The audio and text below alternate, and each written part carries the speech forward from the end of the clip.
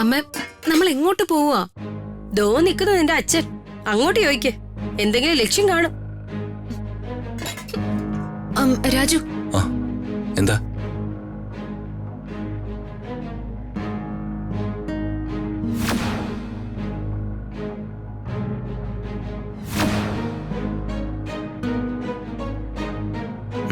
ശരി മാഡം. അതെ,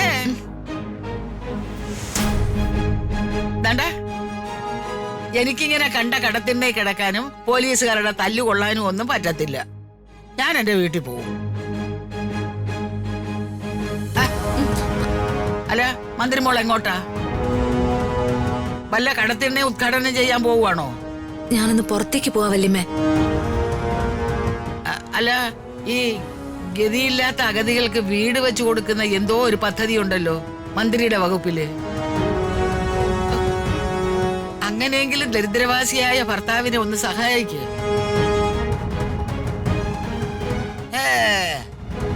ഒരു മന്ത്രി കൊച്ചമ്മ, 15 ബംഗ്ലാവുള്ള കെട്ടിലമ്മ.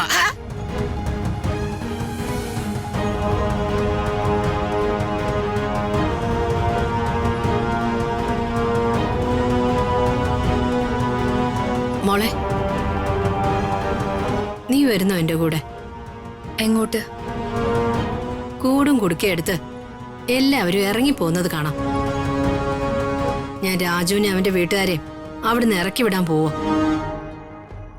നിനക്കത് കണ്ട് സന്തോഷിക്കാം. ഒരു പ്രതികാരം.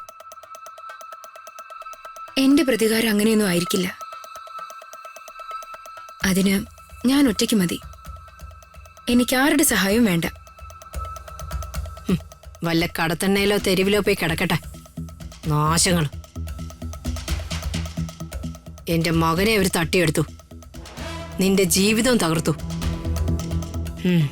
ഇനി അവരോട് ഞാൻ ക്ഷമിച്ചാൽ ദൈവം പോലും എന്നെ വെറുതെ വിടില്ല.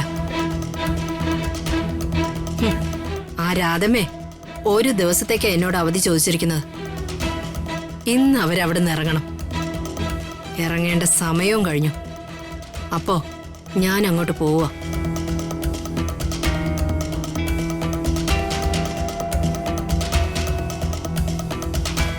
അവരെങ്ങോട്ട് പോയാലും ഞാൻ പുറകെ ഉണ്ടാവും. വിടില്ല ഞാൻ.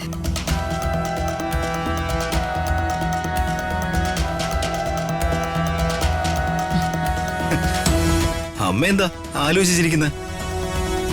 അല്ലട ദീപകെ, ആ തെരുവിലേക്കും കടത്തിണ്ണയിലേക്കും പോകുന്നവരെ അങ്ങനെ വെറും കൈയോടെ വിടുന്നത് ശരിയാണോ? ഒരു സമ്മാനം കൂടി കൊടുത്തു വിടണ്ടേ? അമ്മ എന്തൊക്കെയാ പറയുന്നേ? ഇപ്പൊ കാണിച്ചുതരാം.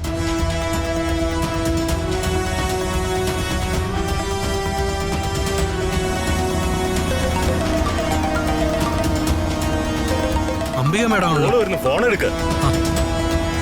ഹലോ, മണിയല്ലേ? വള്ളക്കടവ് മണി. അതെ. എന്നെ മനസ്സിലായില്ലേ? ആ, അംബിക മേഡം അല്ലേ? മനസ്സിലായി. കാര്യം പറഞ്ഞു. മണി, ഇത് പെട്ടെന്ന് ആലോചന വന്ന ഒരു കൊട്ടേഷനാ.